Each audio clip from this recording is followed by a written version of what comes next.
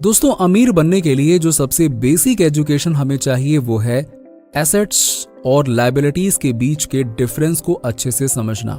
अमीर लोग अमीर बन पाते हैं क्योंकि वो एसेट्स खरीदते हैं जो उन्हें वक्त के साथ और ज्यादा अमीर बनाता है।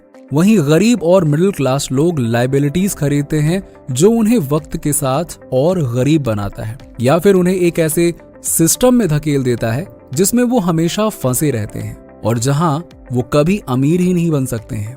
लैक ऑफ फाइनेंशियल एजुकेशन की वजह से वो easily money trap, rat race जैसे साइकिल में फंस जाते हैं और फिर लाख कोशिश करने के बाद भी वो इस साइकिल से बाहर ही नहीं निकल पाते हैं। दोस्तों, हम सब अमीर बनना चाहते हैं, फाइनेंशियल फ्रीडम अचीव करना चाहते हैं, एक लग्जूरियस लाइफ जीना चाहते हैं जहां हमें पैसे की चिंता ही ना करनी पड़े। लेकिन प्रॉब्लम ये है कि हमें कभी सिखाया ही नहीं जाता है कि आखिर हम स्टेप बाय स्टेप वो क्या काम करें कि हम फाइनेंशियली फ्री और अमीर बन सकें। Rich dad poor dad book के ऑथर रॉबर्ट कियोसाकी कहते हैं, अमीर बनना बहुत ही आसान काम है अगर आप एसेट्स बनाने पे ध्यान देते हो और लायबिलिटीज कम से कम रखते हो। एसेट्स वो चीजें होती हैं जो आपको पैसे कमा कर देती हैं, वहीं लायबिलिटीज वो चीजें होती हैं जो आपकी जेब से पैसे निकालती हैं। एग्जाम्पल के लिए, आपका घर जो आपको रेंट के तौर पे पैसे कमा के देता है वो एक एसेट है। वहीं आपकी कार जो मेंटेनेंस और फ्यूल जैसे कई चीजों में पैसे खर्च करवाती है वो एक लायबिलिटी है। मिडिल क्लास लोग इसीलिए गरीब रह जाते हैं क्योंकि उनके जिंदगी का फर्स्ट मेजर इन्वेस्टमेंट ही एक लायबिलिटी होता है। वो अपने बचे हुए पैसों को बैंक में सेव करते हैं, जबकि दूसरी तरफ अमीर लोग अपने पैसों को सेव करने के बजाय उन पैसों से एसेट्स खरीदते हैं जो उन्हें फ्यूचर में और भी पैसे कमा कर देती है। साथ ही वो अननेसेसरी की लायबिलिटीज नहीं खरीदते हैं ताकि उनका हार्ड अर्न्ड मनी बेवजह बर्बाद न हो जाए। दोस्तों, अमीर बनने के लिए लोग बहुत ज्यादा दिमाग लगाते हैं। वो सोचते हैं कि बाप रे बाप, अमीर बनना तो सबके बस की बात है ही नहीं है, एक जीवन में तो ये हो ही नहीं सकता है। लेकिन मैं आपको ये बता दूं कि ये बिल्कुल झूठी बातें हैं, क्योंकि अमीर बनने का रास्ता बहुत ही सिंपल सा होता है। आपको बस ऐसे एसेट्स बनाने पर ध्यान देना होता है जो कंपाउंडिंग की रेट से ग्रो होते हों ताकि आपका वेल्थ बहुत ही तेजी से ग्रो हो सके और आपको फ्यूचर में इतने पैसे कमा कर दे कि आप खुद को अमीर कह सकें। इस वीडियो में मैं आपको 6 ऐसे कंपाउंडिंग एसेट्स के बारे में बताऊंगा जिन्होंने कई लोगों को करोड़पति बनाया है और जिन एसेट्स में इन्वेस्ट कर आप भी अमीर बन सकते हैं। तो इसीलिए ये वीडियो आपके फाइनेंशियल जर्नी के लिए बहुत ही इंपॉर्टेंट वीडियो है और इसीलिए इस वीडियो को आपको आखिरी तक देखना चाहिए। चलिए वीडियो शुरू करते हैं। Asset number 1, financial literacy. दोस्तों, बिना इस एसेट पे फोकस किए ये बात तो पक्की है कि आप कभी भी अमीर बन ही नहीं पाएंगे, फिर चाहे आप कितने भी पैसे क्यों ना कमा लें, क्योंकि पैसे कमाने के बाद उसे स्मार्टली कैसे मैनेज करना है, सेविंग्स करनी है या फिर उसे कैसे स्मार्टली इन्वेस्ट करना है, फाइनेंशियल फ्रीडम कैसे अचीव करनी है, एटसेट्रा एटसेट्रा, ये सारी की सारी स्किल्स आपको अपनी फाइनेंशियल लिटरेसी बढ़ाकर ही मिल सकती है। वॉरेन बुफे का एक बहुत ही फेमस कोट है जो कहता है कि the more you learn the more you earn, यानी कि आप जितना सीखते हैं आप उतना ही कमाते हैं। नॉलेज एक ऐसा एसेट है जिसमें किया गया इन्वेस्टमेंट कभी भी नेगेटिव रिटर्न जनरेट नहीं करता है। ये फाइनेंशियल नॉलेज ही तो है जिसने वॉरेन बुफे जैसे बिलियनियर्स को जन्म दिया। हम जिस एजुकेशन सिस्टम में बड़े होते हैं वहाँ पैसे से रिलेटेड आपको कुछ भी सिखाया ही नहीं जाता है। आपको दूसरे के पैसे को मैनेज करना सिखा दिया जाएगा, लेकिन खुद के लिए पैसे कैसे कमाने हैं ये आपको कोई नहीं सिखाता है। दोस्तों, इन्हीं वजह से आज ज्यादातर ग्रेजुएट यूथ्स फाइनेंशियली इलिटरेट हैं। वो हमेशा पैसे के लिए काम करते रहते हैं और कभी भी फाइनेंशियली फ्री ही नहीं हो पाते हैं। काफी अच्छी सैलरी होने के बावजूद भी वो फाइनेंशियली स्ट्रगल करते रह जाते हैं। रॉबर्ट कियोसाकी की book rich dad poor dad के कवर पेज में ये लिखा हुआ होता है कि अमीर लोग अपने बच्चों को ऐसा क्या सिखाते हैं जो गरीब और मिडिल क्लास के लोग नहीं सिखाते। तो इस लाइन से रॉबर्ट कियोसाकी साफ साफ फाइनेंशियल लिटरेसी की ओर इशारा कर रहे हैं कि अमीर लोग मिडिल क्लास के लोग और पुअर क्लास के लोगों से अलग अलग तरीकों से पैसे कमाते हैं और अलग अलग तरीकों से अपने पैसे खर्च करते हैं। जैसे कि अमीर लोग सबसे पहले खुद को पे करते हैं, यानी कि सबसे पहले वो एसेट बनाते हैं और उस एसेट से आने वाले पैसों से वो लग्जरी खरीदते हैं और हमेशा अपने खर्चे अपने इनकम से करते हैं। जबकि मिडिल क्लास लोग अमीर दिखने के चक्कर में अपने पैसे जहां तहां खर्च करते हैं और उनके खर्च उनके इनकम से ज्यादा हो जाते हैं। इन्हीं सब चीजों की वजह से आपको हमेशा अपनी फाइनेंशियल लिटरेसी इंक्रीज करते रहना चाहिए ताकि आपको पैसे की समझ हो और आप फाइनेंशियली लिटरेट बन सको। फिर आप पैसे को उस तरह से देख पाओगे जैसे एक अमीर आदमी देखता है। Asset number 2, stock market. Stock market अभी तक का one of the best wealth creating compounding asset है। स्टॉक मार्केट ने कई लोगों को करोड़पति बनाया है क्योंकि स्टॉक मार्केट ही वो जगह है जो आपके पैसों को सबसे फास्ट ग्रो कर सकता है। स्टॉक मार्केट में कंपाउंडिंग के पावर को आप बस इस बात से समझ सकते हैं कि अगर आपने आज से 40 साल पहले विप्रो कंपनी में केवल 100 रुपए भी इन्वेस्ट किए होते ना, तो आज उसकी वैल्यू 1000 करोड़ रुपए से भी ज्यादा होती। इसका रियल लाइफ एग्जाम्पल है अमलनेर के मोहम्मद अनवर जी, जिनकी कहानी तो आपने सुनी होगी। अब ये एक बहुत ही एक्सेप्शनल कहानी है, लेकिन ये आपको स्टॉक मार्केट के पावर के बारे में काफी कुछ बताती है। ऐसे कई सारे स्टॉक्स हैं जिन्होंने 2 से 3 सालों में ही अपने इन्वेस्टर्स के पैसों पर मल्टी बैगर रिटर्न्स दिए हैं, यानी कि उनके पैसों को कई गुना ग्रो कर दिया है। स्टॉक मार्केट में इन्वेस्ट कर आप एक ऐसा एसेट बनाते हो जहां आपका पैसा भी ग्रो होता है और आपको डिविडेंड्स के रूप में पैसिव इनकम भी मिलती रहती है। कैपिटल अप्रिसिएशन की वजह से आपका पैसा ग्रो होता रहता है और डिविडेंड इनकम की वजह से आपके पास पैसिव इनकम आती रहती है।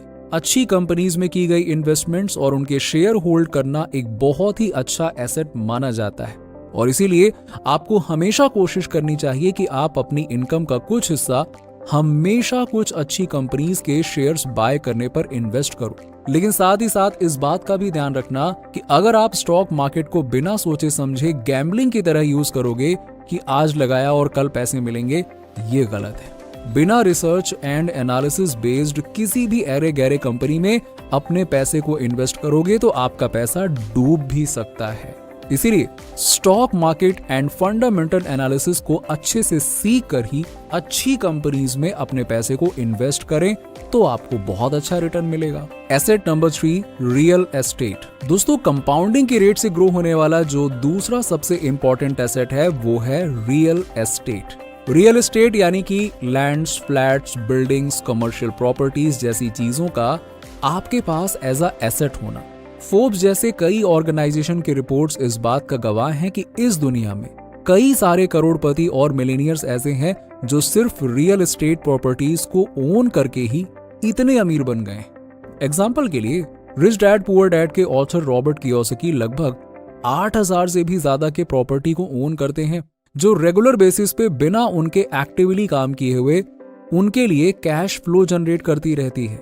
हर इंसान चाहता है कि उनके पास खुद का एक घर हो, जमीन हो और इसके लिए वो अपना कई सारा पैसा इन्वेस्ट करने के लिए रेडी होते हैं, जिससे प्रॉपर्टीज के रेट हमेशा बढ़ते रहते हैं और हमारी पृथ्वी में रिसोर्सफुल लैंड्स लिमिटेड हैं। सिटीज में जमीन कम है और लोग ज्यादा हैं और जिस तरह हम इंसानों की पॉपुलेशन दिन ब दिन तेजी से बढ़ती जा रही है ना, और साथ ही साथ लोगों की परचेजिंग पावर भी इंक्रीज होती जा रही है, इस वजह से लैंड्स और प्रॉपर्टीज की जो डिमांड है वो मार्केट में हमेशा बढ़ती ही रहेगी। और इसी वजह से जो जमीन आज से 20 साल पहले 10 लाख रुपए में बिक रही थी, वही आज जमीन 1 करोड़ रुपए में बिक रही है। इसीलिए चाहे कोई कुछ भी कहे, अगर आपके पास बल्क में कैपिटल मौजूद है तो आप रियल एस्टेट प्रॉपर्टीज में इन्वेस्ट जरूर करिए।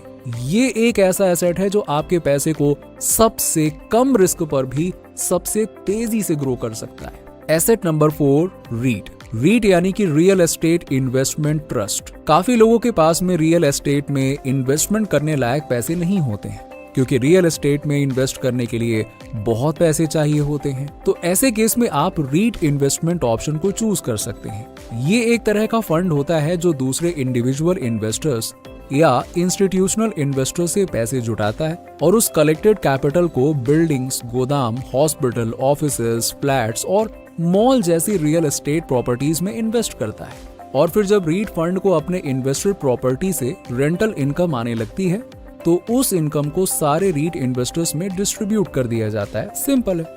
आप इसे इस तरीके से समझ सकते हो कि जैसे कि equity mutual funds multiple investor से कैपिटल जुटाता है और फिर अच्छे से रिसर्च एंड एनालिसिस करके उन कलेक्टेड कैपिटल को स्टॉक मार्केट में इन्वेस्ट करता है, तो उसी तरह से रीट फंड्स लोगों से कैपिटल कलेक्ट करके उसे रियल एस्टेट में इन्वेस्ट करता है तो अगर आपके पास खुद से रिसर्च करने का टाइम नहीं है या आपके पास रियल एस्टेट में इन्वेस्ट करने जितना कैपिटल नहीं है, तो आप रीट में इन्वेस्ट कर सकते हो, जो कि आपके लिए बहुत ही अच्छा एसेट साबित होगा।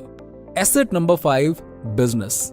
अगर आप गूगल पे सर्च करोगे तो आपको ये पता चलेगा कि इस दुनिया में 90% अमीर लोग बिजनेस करके ही अमीर बने हैं। प्रूफ के लिए आप एक काम करो कि दुनिया के टॉप अमीर लोगों की लिस्ट उठाकर देख लो। एक आध के नाम तो मैं ही गिना देता हूँ। Jeff Bezos, Warren Buffett, mark Zuckerberg, Gautam Adani, Mukesh Ambani, बहुत सारे ऐसे लोग हैं। ये लोग इतने अमीर इसलिए हैं क्योंकि ये किसी बिजनेस को ओन करते हैं।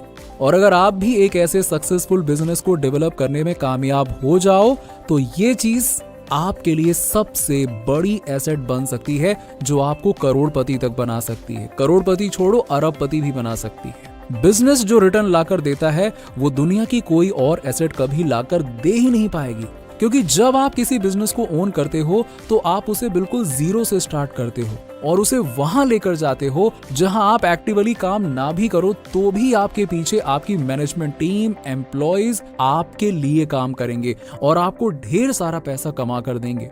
लेकिन याद रहे, एक सक्सेसफुल बिजनेस को खड़ा करने के लिए बहुत ही ज्यादा टाइम और एफर्ट लगता है।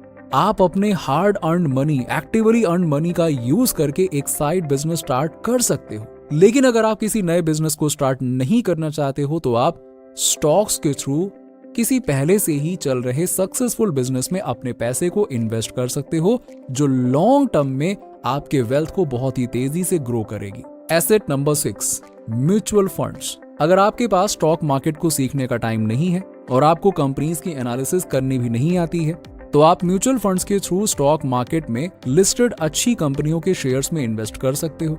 म्यूचुअल फंड्स एक ऐसी जगह होती है जहां एक्सपीरियंस्ड और स्मार्ट फंड मैनेजर्स होते हैं, जो आपके पैसों को एक जिम्मेदारी के तौर पर आपसे लेते हैं और उसे स्मार्टली इन्वेस्ट करते हैं, जिससे कि आपको बेहतर से बेहतर रिटर्न्स मिल सके।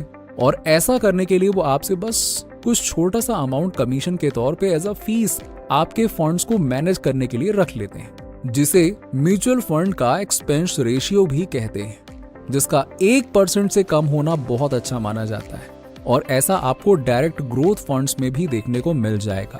म्यूचुअल फंड्स में इन्वेस्ट करने के 2 तरीके होते हैं। पहला है लंप सम इन्वेस्टमेंट, यानी कि आप एक ही बार में एक फिक्स्ड अमाउंट को इन्वेस्ट कर सकते हो, और दूसरा तरीका है SIP इन्वेस्टमेंट, यानी सिस्टमैटिक इन्वेस्टमेंट प्लान, जो कि आप वीकली, मंथली या क्वार्टरली बेसिस पे थोड़े थोड़े करके इन्वेस्ट कर सकते हैं। काफी सारे म्यूचुअल फंड्स की मिनिमम SIP 500 रुपए से शुरू हो जाती है और कुछ में तो 100 रुपए से भी शुरू होती है, जो इन्वेस्टमेंट को आपके लिए काफी अफोर्डेबल बनाते हैं। तो अगर आप एक सेफ एसेट चाहते हो तो आप म्यूचुअल फंड्स में इन्वेस्ट कर सकते हैं और आप यहां से 14% to 15% की ईयरली CAGR रिटर्न एक्सपेक्ट कर सकते हैं। तो इसीलिए ये आपके लिए बहुत ही अच्छा और सेफ एसेट है। Asset number 7, gold and silver. दोस्तों, गोल्ड और सिल्वर के पास लॉन्ग टर्म में अच्छी वेल्थ क्रिएट का इतिहास है, यानी गोल्ड एंड सिल्वर में वेल्थ को अट्रैक्ट करने की पावर होती है।